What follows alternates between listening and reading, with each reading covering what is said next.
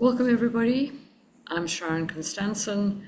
I'm used to saying chairman of the South African Chamber of Commerce, but for once and forevermore now, I can't say that. I'm a director of the South African Chamber of Commerce, and I've handed over my chairmanship and my CEO roles to individuals who have been working for the Chamber and been part of the Chamber for 6 and 7 years, respectively. So, as the director of the Chamber, I'm still hosting this webinar for you. And this is about Heritage Day. And Heritage Day is actually probably one of the more important days in many aspects because it gives us time as a Rainbow Nation to look at where did we come from. But the important part is where are we going to and how are we making it an equitable life for all South Africans. As a South African Chamber, our ultimate purpose is to uplift the lives of South Africans. So we always ensure that through the calendar, every public holiday that South Africa has, we will take the opportunity to showcase charities that are members of the Chamber. So anybody who wants to be showcased through the Chamber, please become a member. And that's the first starting point. And today we have two charities that are really close to my heart and very, very special in what they do. And the things that are critical to the charitable efforts and to the people who receive it is food and it's education. Those are the two things that are changing the lives of young children in South Africa and giving them a fair start in life. So at this point, I'm going to hand over to one of our charities. So if I may hand over to Sue Anderson. So Sue, the stage is yours. Thank you, Sharon, and thank you for that very warm introduction. I think by way of introduction about myself, I trained up in public relations and communication, so that's always been very close to my heart. And obviously, in my networks, over time, I've got to work with some fantastic people. And I started off with Bob Skinstad, worked very closely with him, so I had quite a thorough introduction into the rugby world. And I think that's possibly where the road met, with Jason Leonard. Jason is the founder and chairman of the Atlas Foundation. He founded it in 2014. He came out to South Africa for a visit with some of his benefactors, and I actually led them on an expedition where they were doing some important fundraising for Atlas. And I think after that trip, he said, Sue, come on, let's set up Atlas South Africa. So Atlas is a vibrant foundation. It's a global children's charity foundation, but we use rugby as our vehicle to really get through to the education, to the nutrition, to the girl empowerment, and just well-being. It operates across 5 continents, so it truly is a global charity. At the South Africa, started up in 2019, and we've had an incredible journey. We went straight into COVID, and Jason said, Sue, what should we do? Should we, bring things to a close, during COVID? And I said, Jason, that would be regrettable. If there's a time people need us, it's right now. So we did. We brought all our coaches on board. They worked on rugby fields. We paid everybody throughout this downtime. We got to the children. We got nutrition to them. So we were very active on the back end of things, with the communities. And in that time really started to set up a relationship with the communities that we now are really heavily entrenched in. And I think that really is the secret for the way we've managed to break into an area that is heavily invested by communities doing incredible work. So we had to find a way where we could make a difference. And so we've chosen a few communities, 3 of them in Cape Town. 2 of them, there was very little engagement in the high schools where we chose to operate. I could see that people had been there before in terms of promising great things and have left. And so I really had to start from the beginning in terms of building up trust and seeing what their needs were, so we could move into assist the children.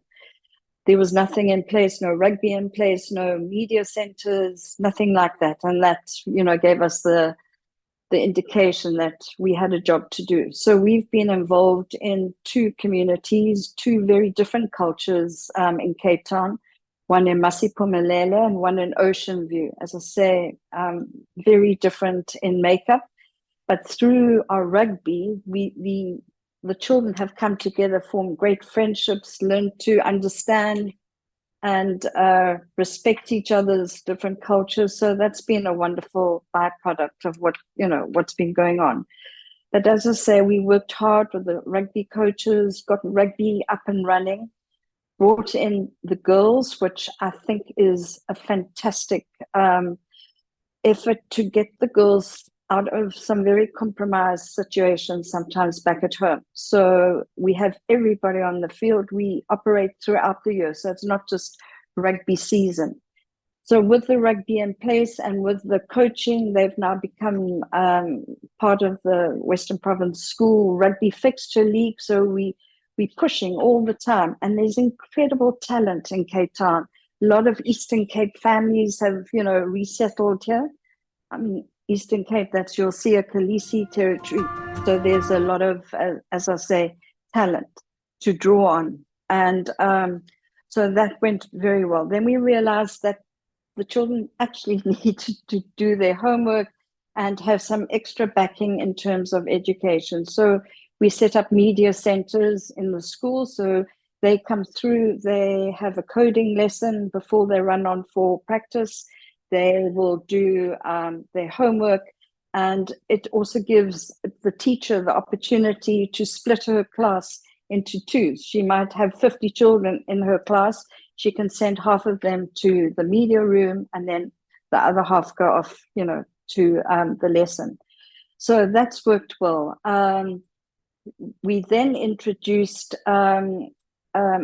a large amount of our grant monies to the Gauteng Women's Rugby Institute. This is a foundation set up in Gauteng, which really rescues young women who come out of the most abusive situations. They are housed, they are fed, they are educated, but rugby coaching is their game. They've always been, really passionate about their rugby. We've produced 7 young Springbok women through this program. And these young girls go back to the very communities that they've come from, and they start the cycle over again with the coaching and really just giving these young girls the opportunity to really raise their game and get out of some of these situations. So that's an incredible project that, we really put a lot of effort into, because we know if we can erase that gender-based violence in any way, this is the way to do it. And we found that rugby is a national language, international language, but certainly in South Africa. So by using the game of rugby, we can really bring on, access to children. After the Rugby World Cup victory, we had 100 little pupils the next day onto the field, joining the coaching course. So it's a very powerful medium for us, in South Africa. We have a wonderful initiative in terms of the Atlas Digibus. This, I think, is groundbreaking in terms of finding a solution for the problem that South Africa has, in that there are many areas where children walk for 5 kilometers before they can get to a school. We say take the school to the children. So this Atlas Digibus, and I know, Sharon, you have the video, and I'd love to show it, just after this, but it goes into the community of Langa. It services 5 different junior schools, one day each day of the week. We get to about 1,100 children weekly. And it really focuses on the grade 4s. This is the year that the children move from their mother tongue language into English. and that's a big stumbling block for them back in the classroom. Obviously, making that change in language. So we really focus on that area, and it's amazing to see the results over the last year or so. The results on the bus have gone up by 20%. So that truly is an indication of what this type of bus can do for children across our country.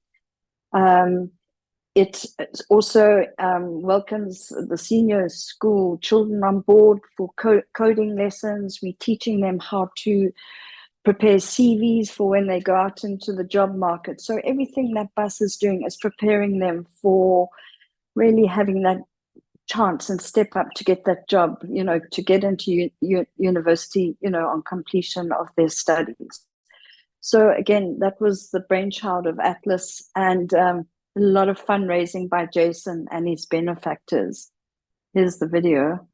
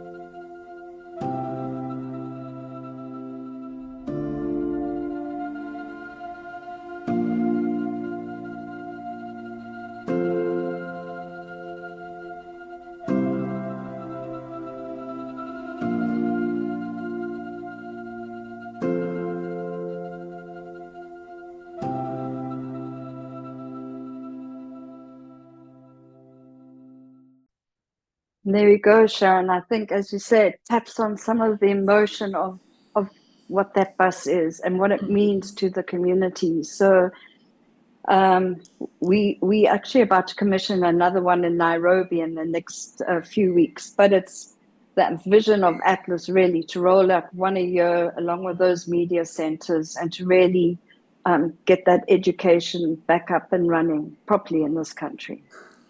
Amazing. Yeah. It definitely created a lump in my throat, I can tell you, just in watching that. And- I've got yeah. 1,000 questions for you, but let's listen to Warren, and then we'll come back to question time with both of you. Super. Thank you. Thanks, Sue. Warren, Do More Foundation, from my memory, comes out of Rainbow Chickens, RCL Foods. I'm going to hand over to you. You're ready with your slides, and I'll allow you to talk. Thank you everyone for joining us this afternoon. I am Warren, as Sharon introduced me. What I'm going to be doing is sharing a little about why we do what we do. Before, and some of that has to do with the importance of the early years, and I'm going to share a little bit about that. But the reason I'm also going to focus on why we do what we do is last year I was given the very fortunate opportunity of talking at COP28. And what I found when I presented there was that many people see South Africa as a shining light of Africa. But what I found quite tragic in listening to some of the presentations that was happening was that the real tragedy and poverty of a vast majority of our country's citizens are lost in the averages of averages. So I'm going to share a little bit of the realities of how we work and the environments in which we work. But I'm also cognizant of the fact that there are many business people on the call. And so what I'm going to do is hopefully inspire you by what is possible, by showcasing what we have done working with corporates. On the bottom right-hand corner, by the way, I'd love you to connect if you're inspired by what we present. If you click on the QR code, it'll take you to my LinkedIn profile. What I'm going to begin with, I want to take a moment to marvel at really the miracle of childbirth. Early childhood is a critical period where a child's brain develops more than at any other time in their life. And it has a lasting impact on child's ability to learn and succeed in school and in life. From birth to age 5, a child's brain develops more than in any other time in its life. And early brain development has a lasting impact on the child's ability to learn and succeed in school and actually in life. And the quality of the child's experiences in the first few years of life, both positive and negative, helps shape their brain and shapes how their brain develops. At birth, the average baby's brain is about a quarter of the size of an adult's brain. Incredibly, it doubles in the first year of its life, and it keeps growing to about 80% of an adult's size by age 3, and 90% nearly fully grown by age 5. A newborn baby has all of their brain cells, their neurons, they'll ever have for the rest of their life. But the issue is the connections between these cells that really make them work. Brain connections enable all of us to move, to think, to communicate, just to do pretty much about anything. The early childhood years are therefore a crucial time for making those connections. At least 1 million new neural connections are made every second, more than at any other time in their life. Negative experiences in the first few years of life can also have a lasting impact on a child's brain development. So if the connections between the cells are not stimulated and nurtured, they are simply pruned away, they're cut away, which means that there's lost opportunities for development. And this can lead to developmental delays and difficulties in learning and behavior. On the other hand, of course, positive experiences in the first few years of life will help shape the child's brain development. So we all know that engaging in these, what we call serve and return interactions, like responding to a child's babbles, helps build those brain circuits. So providing consistent and nurturing care actually strengthens the neural connections, forming a foundation for future learning for that child. So these images that you're looking at now is why our work is so crucial. As an organization, we are here to ensure that every child has a chance to develop to their fullest potential so they can thrive. And this is a massive opportunity which begins actually at the point of conception. Because if the mom you see on the screen is not eating the right nutritious food, is not taking the correct supplements, is living with stress, her newborn baby will be born at a disadvantage. I don't know whether you guys have come across the phrase. It says, and it's an African proverb that says, "It takes a village to raise a child," and that really conveys the message that it takes an entire community of people to provide and interact positively with children, for those children to experience and grow in a safe and healthy environment. So the community I talk about can be really represented in this impact model, which places the young child at the center. We recognize that obviously a child's first teachers, the parents are a child's first teachers, and ideally children should grow up in a supportive, loving household with their family. They also, of course, they have a network of friends and relatives who support them. And this community, of course, includes churches, early childhood development centers, clinics, municipalities, along with big players like government, businesses, and universities, all impacting that central child. So while these stakeholders can and should influence the young child, they often lack the awareness of their responsibilities, abilities, and their influence on that young child. So our role as a foundation is to collaborate with them to unveil those opportunities for young children's development. In the ideal world, like I say, every stakeholder should know their role, but this isn't the case. I mean, so for instance, in our country, churches wield significant influence and can support caregivers, parents, but without knowing what to do, without the tools and the knowledge about engaging parents, we listing them on a model like this, just as a stakeholder alone, won't ensure that they actually fulfill what they should do. Some of you guys will no doubt have seen this on the front of the Time magazine. It's a famous photograph by Johnny Miller, who visualizes inequality using a drone photography. And here we really observe two contrasting sides of our country, one marked by poverty and the other marked by wealth. On the one side, communities are grappling with poverty, while on the other side, there is a vision for a more promising future. We live in a country with the highest Gini coefficient in the world, indicating extreme inequality. And we know why and what are the drivers of those inequality. Well, first of all, that high Gini coefficient. First of all, we have high unemployment in our country. We also have majority of those earn very low wages. And sadly, there's a lot of people in the top end of the spectrum earning exceptionally high wages. I came across this and I thought it was really interesting that household expenditure is a good proxy for the inequality. And to give you a sense of that, if you look at the 10% of the wealthiest people in our country, they are responsible for 52% of our country's expenditure. If you look at the bottom 10% of our country, they are responsible for 0.8% of our country's expenditure. So these stark contrasts highlight the challenges, but also opportunities, particularly working in the most impoverished communities where we work.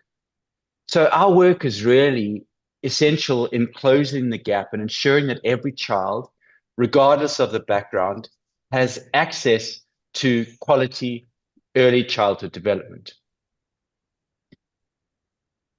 These statistics were actually presented to me by the National Department of Education more recently.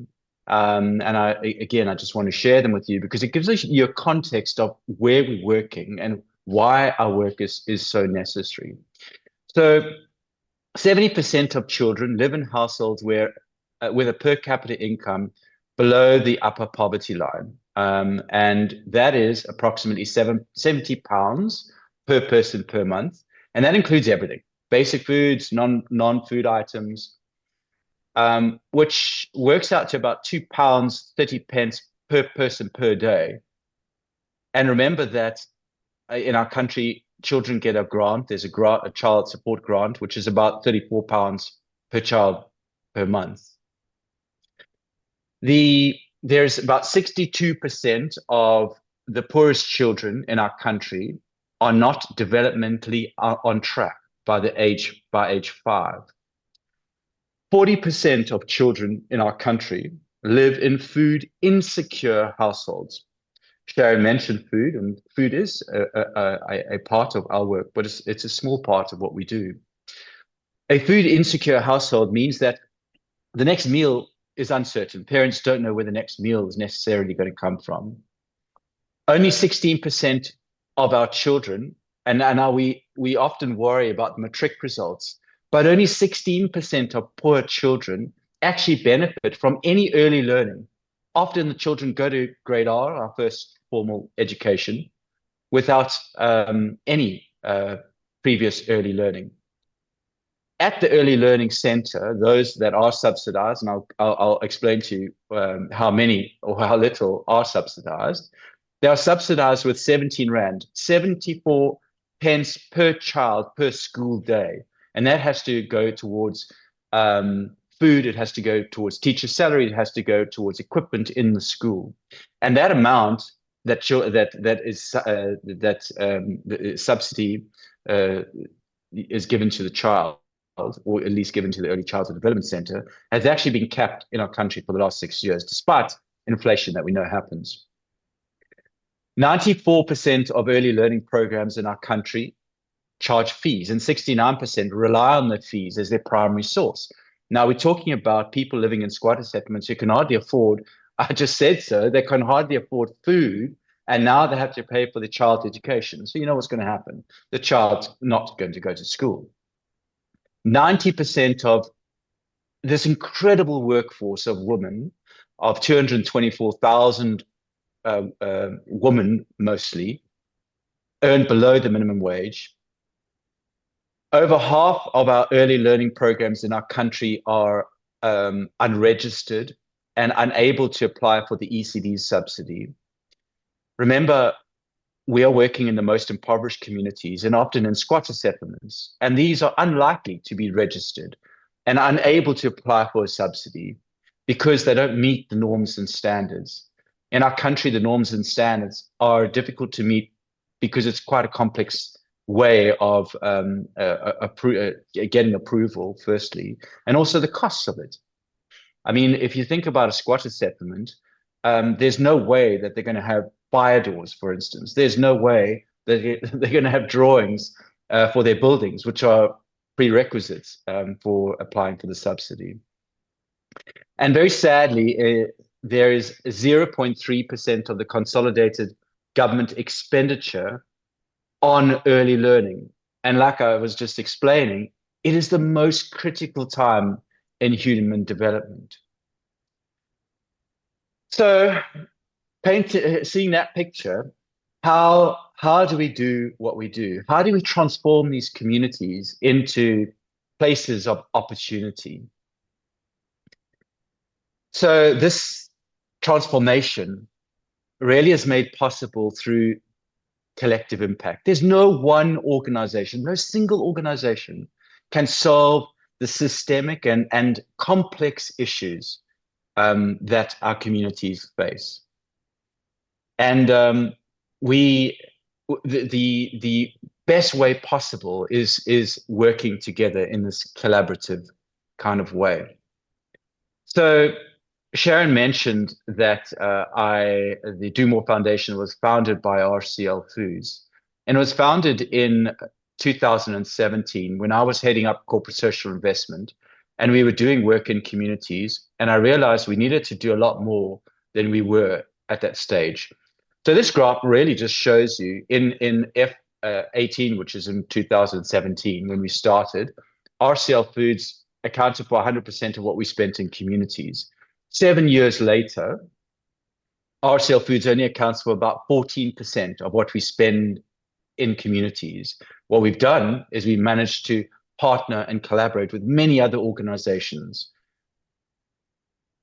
This graph really shows you the communities. So in the 7 years, we were working in 2017 in 3 communities.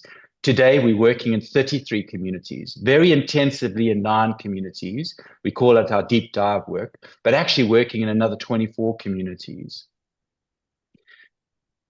Without a doubt, our success has been enabled by borrowing things like good business principles, governance structures from RCL Foods.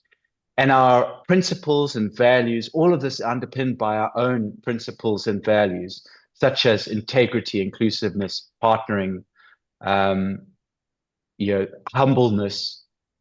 We call our secret sauce play. Children learn through play, but also how we do things. We try to do things in a very playful way because we all actually learn through play.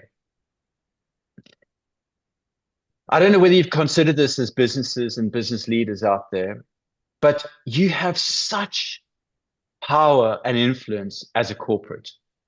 Think about the employees that you support, their rates and taxes that they pay. Think about the rates and taxes of your own organizations. Think about the incredible brands that you have. And have you ever thought about the collective impact of all of these businesses using that immense power that you have, but for social good? Through RCL Foods, we've leveraged their R&D facilities to come up with a Do More porridge, which has been formulated with National Department of Health. We've used the R&D, the innovation within the corporate to create something that feeds today 40,000 children. Every single school day, 40,000 children benefit from this porridge. We've used things like logistics and supply chain mechanisms of RCL Foods to distribute things like our porridge, things like Jojo tanks. We were very fortunate to get about 18 million rands worth of Duplo Lego through the Lego Foundation, which we also used our networks, the logistics networks, to support the community. During COVID, we realized that 10 million children in our country weren't accessing the school feeding program. And we know that often that's a child's only meal. And so we went on a massive campaign using television. So we created a TV ad that cost us 50,000 Rand. We got free advertising on TV. We had billboard advertising. We had in-store advertising. So very much using business kind of networks, business connections, business platforms to support communities and to support feeding. We also know that there's no way we can do what we do. And I have 15 incredible people in my team, but we can't do and support an entire country. And so we've created and we've called on businesses, both RCL Foods, Rainbow Chicken, Vector, big supporters of ours, and we've called on people, what we call our Do More heroes, and these are the people that do work in our local communities. We run parenting programs, which is really what we do in communities, but what we do now is we bring it to the businesses, so they get to see what's happening in the community and get to experience what's happening in the community. They are, after all, living in the community. And so that connection between what's happening in the community and also the business, understanding what's happening. A very important part of our work is obviously filling the gaps that government are not filling. And so we work very closely with government at a national level, working very closely with national departments of education, social development, and health, but at a local level, working across a myriad of different departments, including Home Affairs, SASSA, the police, in terms of safety, obviously local NGOs, local businesses, in a very collaborative way. Recently, actually, I say recently, literally 2 days ago, we got confirmation from the Director General that the Department of Education can sign an MOU with us because they want to learn from a model which is actually endorsed by the president of our country that needs to be scaled for South Africa. And so the Department of Education is actually asking us for help in terms of how to implement at a local level something like our model, which is very exciting for us. This is the model that I'm mentioning. It's called Everyone Gets to Play. And it really talks to and follows and uses the South African national ECD policy as a roadmap. But what we do, very important in this model, is every community within our country is so different, and we don't take it for granted that what is required in one community is the same as another. And so we really try and understand local context. We engage with local municipalities, local communities to understand what is needed.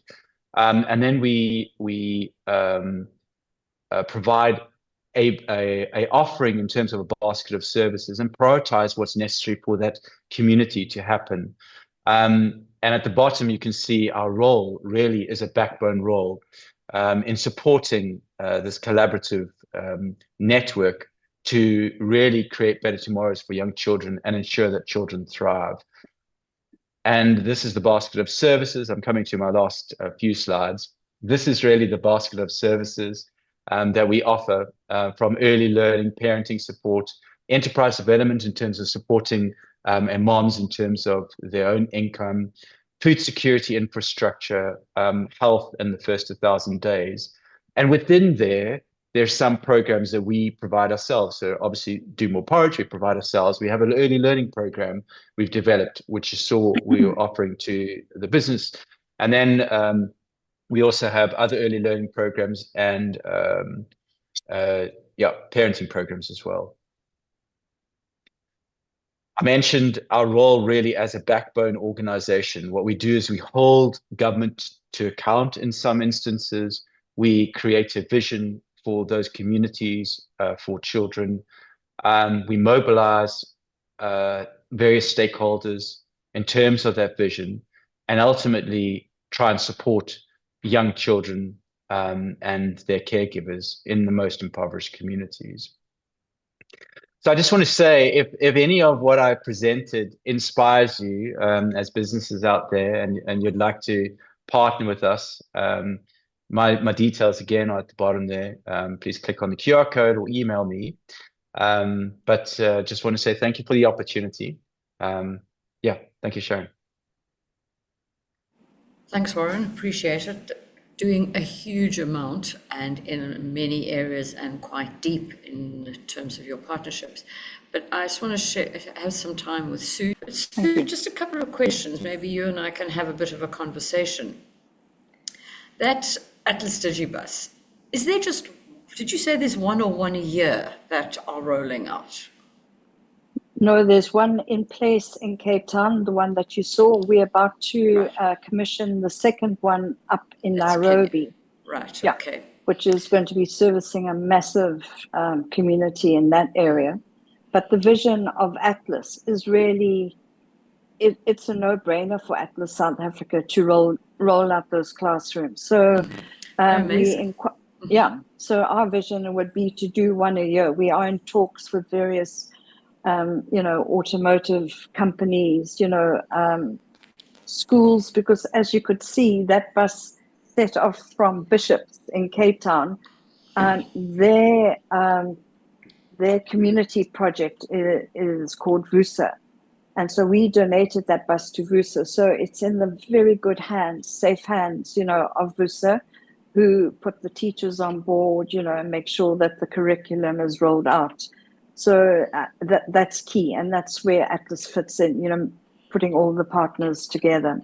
And it is, you can only do these things in collaboration with partners, as Warren so, aptly described. Charities, this is time to pull together, and we all have our place, in really building up the various aspects of our communities around us. And I think what is key is also to understand what are the needs of the community without us just prescribing to them, this is what we're going to do for you. really get down on the ground and understand, the mechanics of what they're experiencing. And I have to say that we are on the ground. We are in areas where angels fear to tread, but we need to be there. Now, I'm going to ask a very strange question, but I'm sure it's something we would all like to try and understand. You are a white blonde woman going into schools and having these conversations with headmistresses, headmasters. What are the risks and challenges that you are having to face, and how do you overcome them? And that's a very real question that a lot of people ask, and certainly my family. But I have experience in the educational world. I worked at one of the big private girls' schools, so I understand, the teachers, side of things, parents, and the children. I think for me, there are two key aspects. Relationship building is my number one. If I can just get going with relationships, things come from that. And I work very hard on those relationships. And I think to earn trust, I had to earn trust because, as I said, I could see a lot of damage had been done by people going in, promising the world, and for whatever reason, leaving. So I had to show the commitment by Atlas. And we've been seriously challenged in security issues, but we stood our ground. And I think from that, we've built up a great amount of respect. When we did the Atlas Media Centers, I was the one sorting throughout, I didn't bring in big teams. I really worked with the teachers, with the community. So many blockings are being dropped, in terms of, resetting the norm, and just breaking down any barriers that were in place. And I think you have to earn that. I can't just go in and say, this is what we're going to do for you. Really, between both parties, earn that trust. That's critical.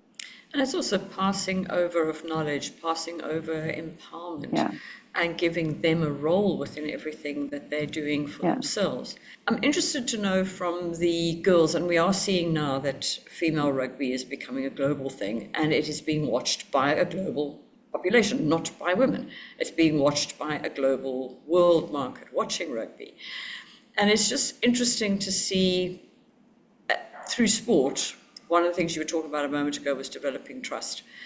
And how does that work, that trust element with the players, with the children? How does that help them across the genders, across the ethnicity barriers? How does it support them?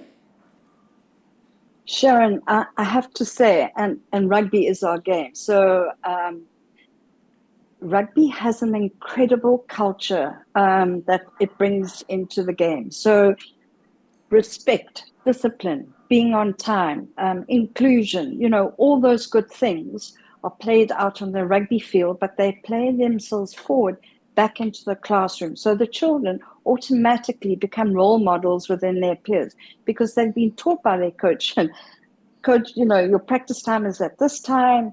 You will wear your socks. You will, and so they really are empowered with those are key life skills that we have to take forward with us. So they come into the classroom.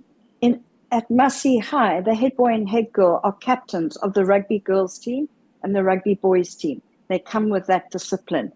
And that's been the most exciting thing for me to watch, certainly in Ocean View, where the girls had very little voice. And in fact, in Massey, the girls have come onto the field. That rugby is inclusive. You can be any shape, size, height, weight, whatever. There is a place for you on the rugby field. And these girls are coming out, finding their strength, finding their voice. They're starting to boss the boys around. It's fantastic to see, but that respect is there. And that's where I know we have the capacity to change the narrative in this country, because it's happening right in front of our eyes on the field, in a very happy, healthy way, and it's a natural way. The children in Ocean View, again, being given very little to say thank you for. we make sure that they're in Atlas kit. They are really, we build up on that pride and dignity. For Women's Day, they went back into their community on their own and they hosted a women's tea for their mothers, for their grandmothers, for their aunts. Played music, danced with them, had tea and cake. For me, that is just showing the power of what we have in our hands, to change the cycle of things, the cycle of thinking. I also caught those same children on the corner of Ocean View, all in their Atlas shirts with big banners. And I was driving past, I thought, oh my word, what's going on? They were raising money. We will wash your car to raise money to buy boots. And I was actually so proud of them. They were with their coach. They were showing their own initiative, not waiting for, the handouts or whatever, and just felt so inspired and proud in their Atlas shirts. And then they were washing cars. So it's the little things that it's so much more than rugby on the go. But obviously, as I say, that education is key, that girl empowerment, that nutrition, just that well-being, and yeah, as you say, having I a get reason to passionate. live, having a Yeah, reason to exist, absolutely. having a reason to be passionate. And And we've the got hope. the hope. They keep And talking about hope to me. oh, Yeah, it's lovely. But if you yeah, look, Nelson Mandela started it, Siya Kolisi. absolutely. It's so wonderful. South Africa is in such a good rugby place at the moment. But we have to also accept South Africa as a country won't always be in a good rugby place because there are how Yeah, many nations in the world that yeah, play rugby. We can't be number one all the time.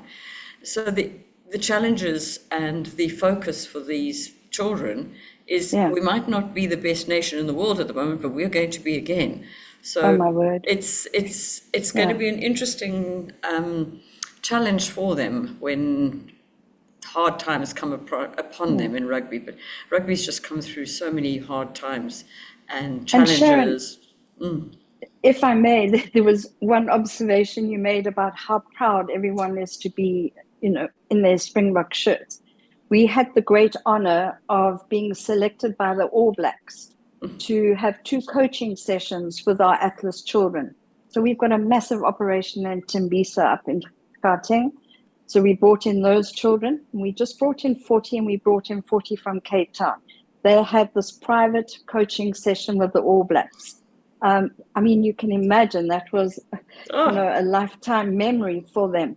But it goes without saying that everybody is absolutely fully fledged Springbok supporter. Those days of possibly supporting, an external team have shifted quite radically now. thank you, Sue. I'm going to maybe turn to you, Warren, if I may, and just look at some of the work some of the information you gave us, a very, very detailed presentation of It's which I brilliant. think any questions that I did have, you've answered and made it passionate for all of us is into what you guys do. But is there something you want to add that is about you personally, your team personally? So it's an interesting question, and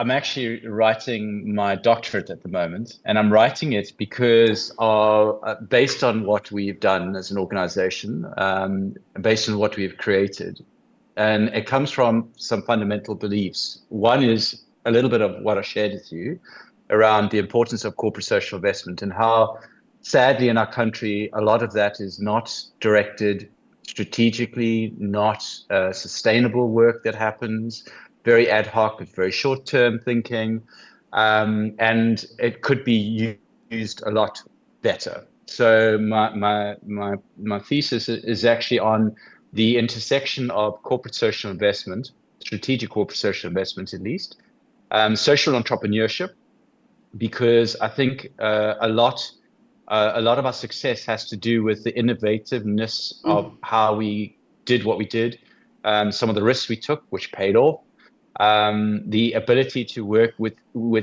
without being under a corporate banner on a separate non-profit organization where we could make our own decisions.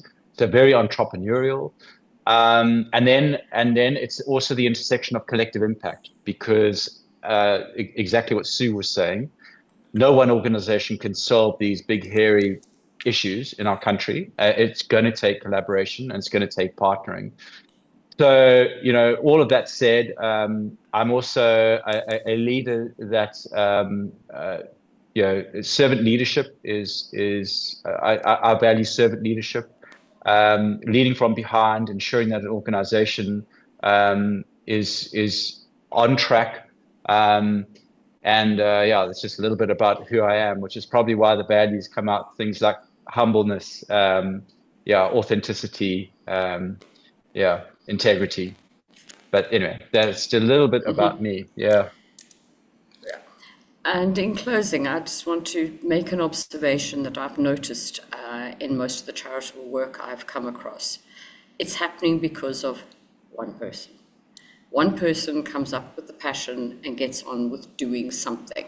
They're not asking to be employed. They're not asking for a job. They're just passionate about it, and it turns into more. That could be pro bono for the rest of their lives, or it could turn into a corporate environment.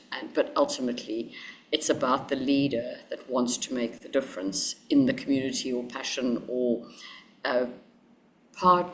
route to market of reaching those that are in need and the charitable requirements. So I put my hat out to both of you saying, wow, if it weren't for Warren, if it weren't for Sue, there would be hundreds, thousands of children in a very different place to where they are today. And thank you very much for what you are doing for your communities. But I'm going to call it to a close, and I'm going to thank both of you from the depths of my heart for what you guys have done, are doing, and I see the vision for your futures being a lot more of the same. So thank you very, very much. Thank you, Sharon, for the opportunity. Yep. Yeah, thanks, Sharon. Both of Thank you very much. And thanks.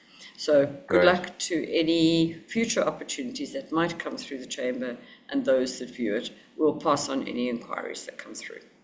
Fabulous. Thank you, Sharon. Thanks, everybody, Thanks for joining us. Cheers. Thanks, Bye. thanks, everyone. Cheers. Bye.